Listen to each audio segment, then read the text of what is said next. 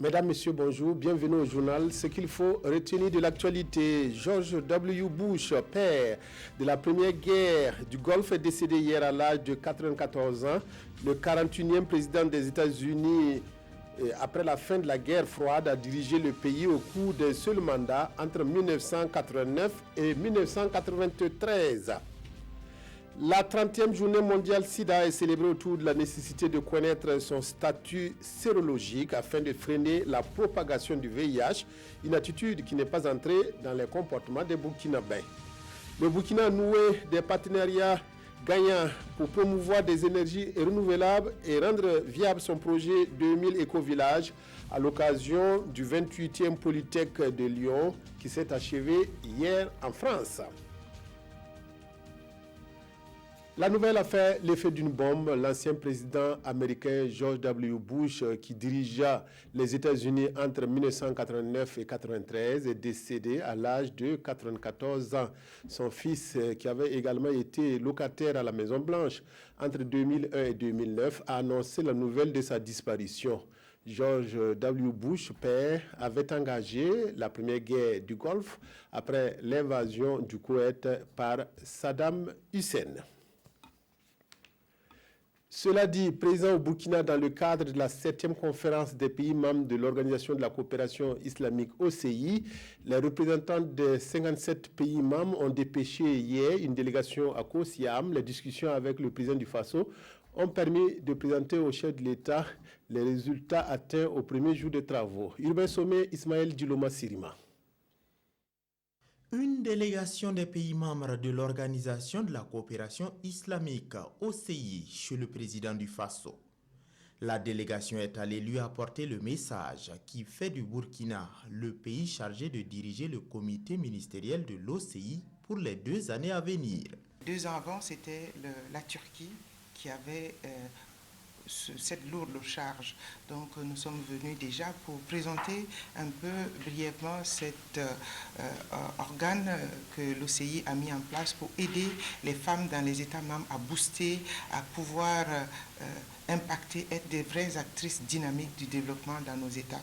Après cette audience chez le président du Faso, les experts et les ministres vont travailler sur la ratification de la loi de l'Organisation pour le développement de la femme dans les pays membres de l'OCI. Venons-en maintenant effectivement aux travaux de cette 7e conférence ministérielle de l'Organisation de la coopération islamique. Ils se sont ouverts officiellement ce matin en présence du Premier ministre Paul Kabatieba. Cette rencontre se focalise sur le rôle des femmes dans le développement des pays. La réunion est marquée aussi par l'élection du Burkina à la tête de la conférence ministérielle de l'OCI. Précision, Vincent Tiendrebego. La 7e session de la conférence ministérielle des États membres de l'OCI, l'Organisation de la coopération islamique, se penche sur le rôle de la femme dans le développement des États de cette organisation. C'est le lieu pour les différentes délégations présentes à Ouagadougou de présenter les efforts déployés par leurs pays respectifs dans le domaine de l'autonomisation de la femme. Les défis, c'est lesquels? Nous savons aujourd'hui que les États sont confrontés à beaucoup de défis. Les préjugés, les manques de législation pour aider les femmes, le manque de ressources financières, l'accès aux terres au niveau des femmes pour arriver à un développement équitable pour les femmes. La rencontre ouverte par le Premier ministre Paul Kabatieba a vu l'entrée en fonction de la ministre Laurence Ilboudou comme présidente de la conférence ministérielle de l'OCI pour un mandat de 2 ans, en succession de son homologue turc. Mon mandat est dédié à toutes les femmes des États membres de l'OCI parce qu'aujourd'hui, nous travaillons à ce que cette synergie entre États, cette solidarité puisse être consolidée. Ce ne sont seulement pas les femmes membres de l'OCI, c'est toutes les femmes du monde. Résoudre les inéquations liées à la condition de la femme, tel est l'objectif des 57 pays membres de l'OCI. La journée mondiale de lutte contre le sida est célébrée aujourd'hui 1er décembre. C'est pour marquer cette 30e journée mondiale que se déroule une semaine de solidarité au profit des personnes vivant avec le VIH et les orphelins du sida. Une manifestation destinée à rejeter la discrimination et la stigmatisation dont sont victimes ces personnes. Idrissa Warga, Pascal Kané. Il faut changer de comportement vis-à-vis des personnes vivant avec le VIH. C'est le message du Fonds de solidarité envers les malades et les orphelins du sida tout au long de cette semaine de solidarité qui débute ce jeudi. Les malades sont confrontés au quotidien à la discrimination et aux rejet de la société. Tous autant que nous sommes, que nous puissions donc nous mobiliser aux côtés des groupes vulnérables, être à l'écoute de nos frères, être donc nous sentir vraiment mutuellement responsables les uns des autres. Quand quelqu'un est en difficulté, que nous puissions être là. Être là, bon, il n'est pas dit qu'il s'agit d'avoir beaucoup de moyens pour être là. C'est-à-dire notre présence physique, parfois c'est juste ça, c'est le soutien, le réconfort. Le Burkina Faso compte plus de 90 000 personnes vivant avec le VIH, dont 9 400 enfants de moins de 15 ans. Et pour venir en aide à quelques orphelins du sida, le Fonds de solidarité possède ici une remise symbolique des kits scolaires. Par exemple, l'une des activités qui va au-delà de remettre les kits, c'est le repas communautaire, où tous les enfants seront là dans les établissements, les orphelinats qu'on a pu identifier et qui vont partager ensemble un repas. Mais ce qui est plus important, c'est que dans la matinée, nous allons amener ces enfants à croiser le Moonaba, ce qui va être une première pour eux et ça va leur montrer effectivement la solidarité à un niveau très élevé. Solidarité également envers les associations œuvrant dans la lutte contre le sida. Les autorités visitent à l'occasion les stands où sont exposés les produits fabriqués par ces associations. À la veille de la commémoration de cette journée, on apprend que les indicateurs de la transmission mère-enfant du VIH connaissent une baisse significative dans les régions du Centre-Nord et du Centre-Est. Ce recul est dû notamment aux actions du projet Prévention de la transmission mère-enfant mis en œuvre par l'ONG Plan International Burkina et ses partenaires. Fadam Gourma, Désiré Ilboudo, Mahamadi Ouedraogo. Après 3 années de lutte contre la propagation du VIH-Sida dans les régions du centre-nord et du centre-est du Burkina Faso, les promoteurs et les partenaires du projet PTME, Prévention de la transmission mère-enfant du VIH, font une halte. Cette rencontre vise à analyser les activités mises en œuvre et projeter des perspectives pour pérenniser les acquis du projet. Nous avons atteint des résultats très importants que nous avons présentés et que nous allons discuter encore tout à l'heure. Les questions de réduction de l'exposition des enfants à la contamination de VIH, ces résultats qui étaient prévus par le projet ont été atteints. Je suis très content de travailler avec le Burkina Faso gouvernement.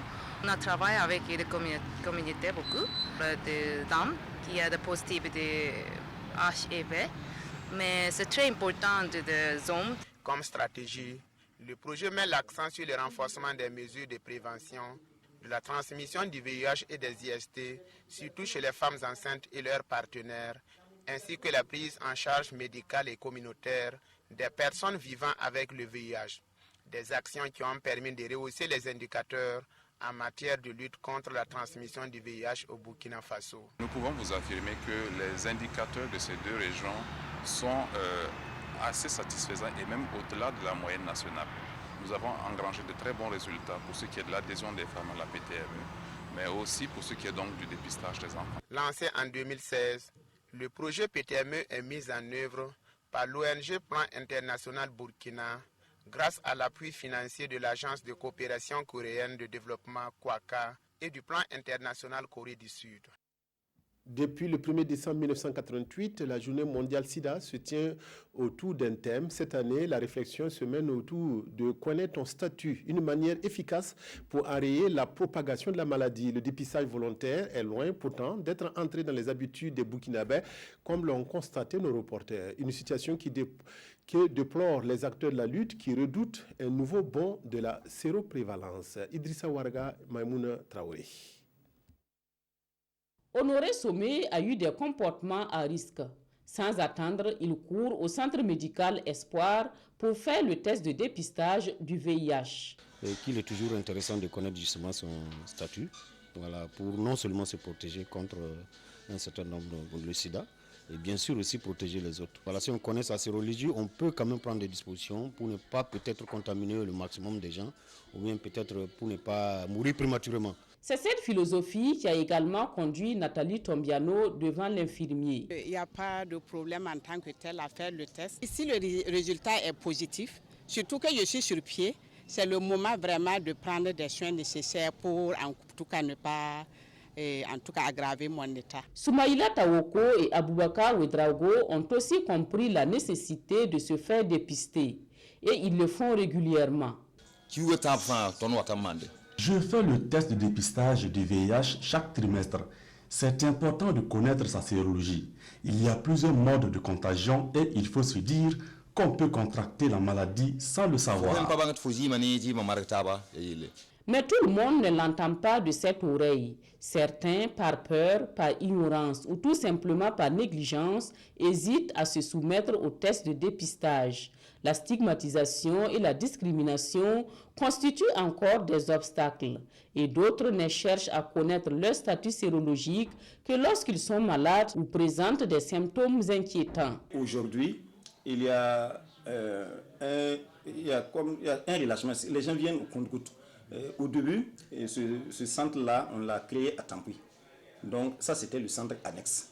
Bon, donc en son temps, il faut dire que le centre ne désemplissait pas.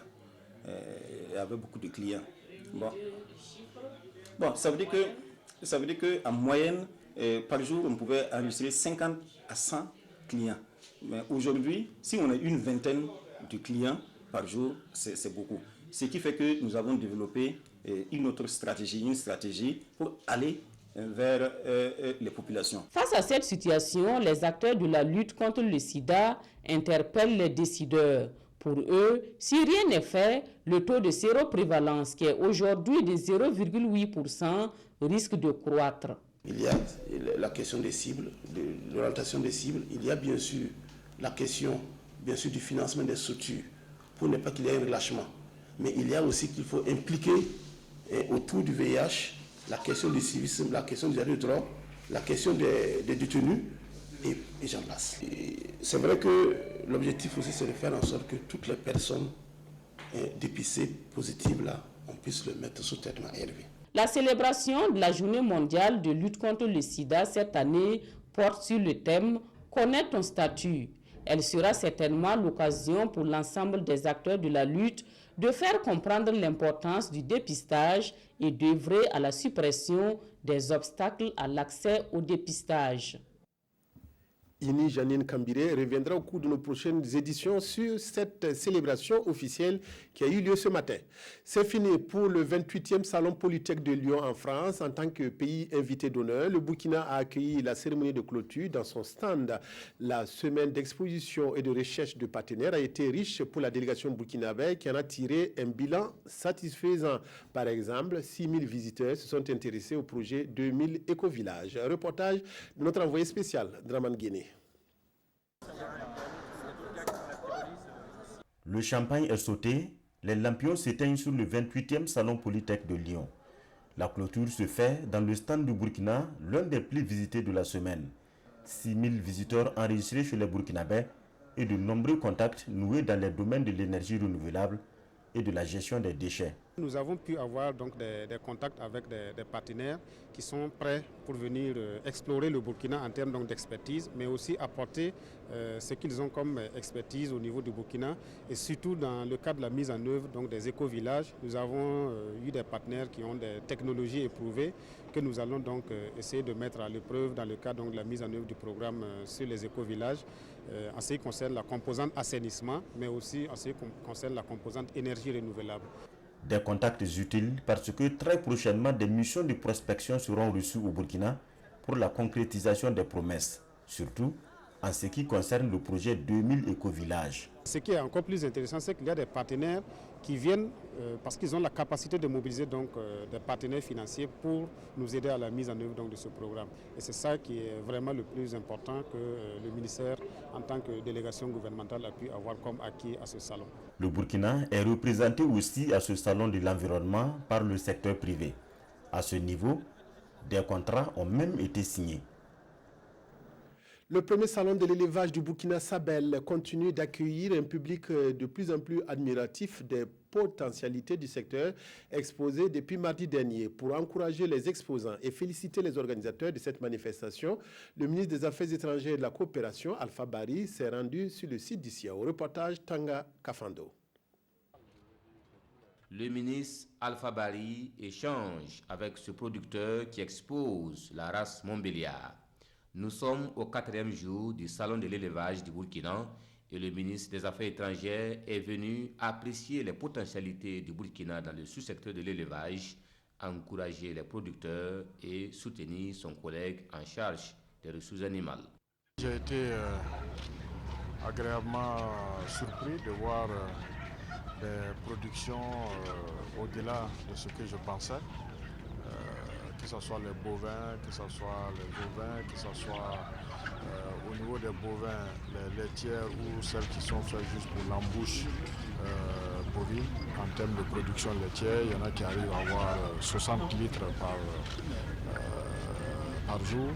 Et également au niveau de la volaille, c'est des productions extraordinaires et qui gagneraient donc à être connues, à savoir que dans notre pays, il y a des potentialités. Au salon de l'élevage du Burkina, ce ne sont pas que des Burkinabés qui exposent et le ministre des Affaires étrangères se réjouit de la participation d'autres pays. J'ai vu également qu'il y a des étrangers aussi qui sont là, qui sont venus d'autres pays. Et non seulement c'est intéressant en termes d'échange, mais c'est aussi important qu'il y ait un marché sous-régional qui se crée. Je tenais donc à féliciter tous les acteurs, tous les éleveurs, tous les organisateurs et féliciter le ministre des Ressources animales. Le salon tire à sa fin et déjà que de contacts pris, que d'idées échangées, que de produits écoulés chez les acteurs. C'est une grande satisfaction qui se dégage. Les produits de l'élevage et de l'agriculture contribuent à lutter contre la faim. Des initiatives sont menées pour faire un plaidoyer contre la faim. Ainsi, jeudi dernier, une cartographie de la situation de la faim dans le monde et au Burkina a été faite, même si le cas du Burkina suscite quelques espoirs en dépit du contexte sécuritaire. Reportage Asmane Zoundi, Pascal Kané. Comprendre les enjeux pour mieux intervenir au profit des plus vulnérables, c'est ce que recherche l'ONG Velfunge Hilfe Burkina à travers cet atelier d'information et de sensibilisation sur la situation de la faim dans le monde et plus particulièrement au Burkina Faso. Pour ce faire, l'ONG fait appel à un mécanisme d'évaluation dénommé Global Hunger Index, l'indice global de la faim, expliqué ici aux participants. Et c'est un outil assez fin qui permet de voir l'évolution des tendances et de permettre aux ONG comme les nôtres, internationales, mais surtout au gouvernement, d'avoir une analyse statistique fine qui permet d'adapter les programmes et les projets et recommandations. La situation du Burkina s'est fortement améliorée ces dernières années, mais recommande tout de même de mener des actions fortes afin d'éviter les déplacements des populations. Il reste dans un classement qui n'est pas évidemment le top du classement, mais on a plutôt une vision optimiste des choses. Par contre, ce qui nous inquiète aujourd'hui, c'est le développement de la sécurité, le développement de migration forcée, qui peut très rapidement et à court terme avoir des conséquences très défavorables justement sur l'indice et annihiler tous les efforts qui ont été faits par le gouvernement, par les ONG, par les associations locales depuis des années qui font que le Burkina Faso, sur cet indice, est plutôt un pays en progrès. L'ONG, à travers cette présentation de la situation de la faim, veut également mener le plaidoyer pour une augmentation de l'aide au développement. Une aide qui ne devrait plus intervenir sous forme humanitaire, mais plutôt pour aider les petits paysans à produire suffisamment. La 15e semaine nationale de la citoyenneté s'est achevée hier à Ouagadougou, organisée par le ministère de la Justice. La CENAC a pour objectif de promouvoir le civisme et la citoyenneté responsable. Plusieurs activités ont jalonné cette semaine, dont une journée nationale du drapeau.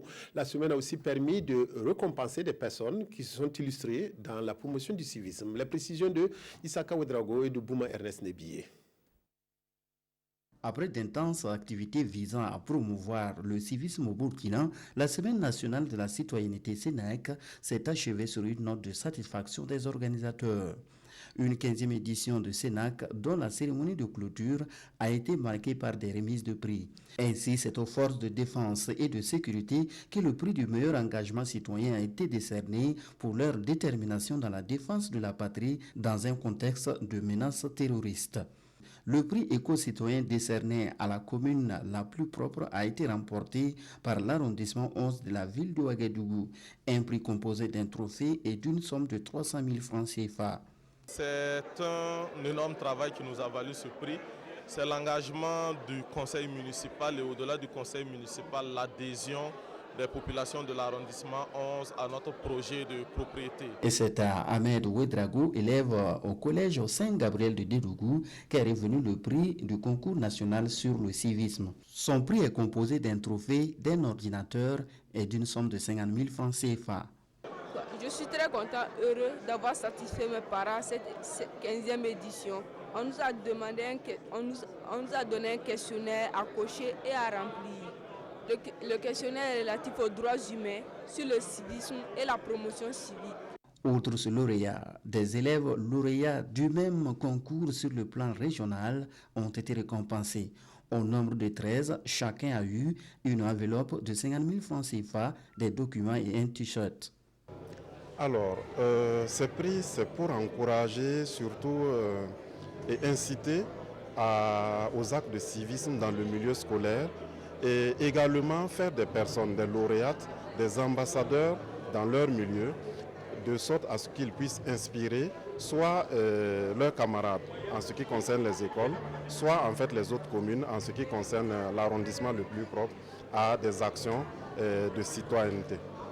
La 15e édition de la Semaine nationale de la citoyenneté qui s'est penchée sur le thème « La préservation des valeurs sociales au Burkina Faso, rôle et responsabilité des citoyens pour le renforcement de la paix et de la cohésion sociale » s'est ainsi achevée. L'ambassade des États-Unis d'Amérique au Burkina a mis en œuvre un programme pour promouvoir les projets et programmes de développement communautaire avec une forte valeur ajoutée. Ce programme, qui s'intitule Self-Help, s'aider soi-même, avait été suspendu avant de reprendre de plus belle. Ainsi, 25 millions de francs CFA ont été alloués à 8 associations et groupements pour la réalisation de leurs projets. Nongba Kouda Oumar Zombri. Ce sont au total 8 groupements et associations triés sur le volet qui se partageront la somme de 50 000 $, soit un peu plus de 25 millions de francs CFA. Ces groupements et associations sont certes de localités différentes, mais visent tous le même objectif, parvenir à se prendre en charge à l'autosuffisance à travers des projets de base communautaire. Des projets qui pourront démarrer après cette signature de convention à l'ambassade américaine. Nous avons fait un projet d'avoir un verger au centre d'accueil des enfants de détresse à Guilongo. Donc c'est pour planter des arbres fruitiers et c'est là pour le développement du milieu où nous sommes. Nous avons reçu à peu près 4 800 000 et c'est dans le cadre de la formation des femmes pour la fabrication du savon. Self-Help, c'est le nom du programme de l'ambassade des États-Unis d'Amérique. Après une année de pause, le fonds de l'ambassadeur des États-Unis d'Amérique pour l'autosuffisance est de nouveau de retour. Il y avait une pause, une interruption avec l'arrivée d'un nouvel gouvernement qu'il fallait mettre en place les mesures pour la gestion de notre budget. Et nous sommes vraiment contents qu'on pu renouveler ce projet qui ont lié les Burkinabés et les Américains depuis longtemps et va continuer à le faire dans le futur. La reprise de ce programme va sans doute faire des émules dans le monde des associations. Rien que pour cette reprise, l'ambassade des États-Unis d'Amérique a reçu 121 dossiers, mais seulement 8 ont été sélectionnés pour financement. C'est tout pour cette édition. Merci de votre aimable attention à la RTB. Excellent après-midi à toutes et à tous.